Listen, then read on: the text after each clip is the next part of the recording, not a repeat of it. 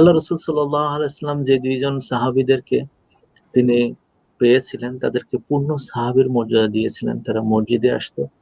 এমনকি একজন হিজড়া ছিল যে পুরুষ হিসেবে গণ্য হতো, কিন্তু তারপরেও গায়রু উলিল ইরবাতি মিনার রিজাল, কোরআনের সূরা নূরে বর্ণিত ওই ব্যক্তিদের মধ্যে তিনি শামিল করেছিলেন যাদের নারীদের প্রতি তার অ্যাট্রাকশন থাকে না, এই কারণে যে তার মধ্যে ওই পুরুষত্ব নাই বা পুরুষত্বের ওই যে জিনিসগুলো নাই যেগুলো আমরা হিজড়া বলে থাকি।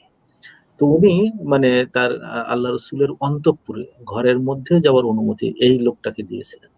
কিন্তু যখন তিনি তায়েফ জয়ের করার সিদ্ধান্ত নিচ্ছিলেন হুনাইনের পরে, তখন লোকটা মানে খুব খুশি হয়ে গেল। খুশি হয়ে বলল যে, "হ্যাঁ, খুব ভালো একটা ডিসিশন হয়েছে। ওখানে গেলে না উম্মে গাইলান নামে এক মেয়ে আছে, যে যখন আসে তখন ৮ অঙ্গ দিয়ে আসে। আর যখন তার পিছন দেখা যায় তখন ৬ অঙ্গ দেখা যায়।"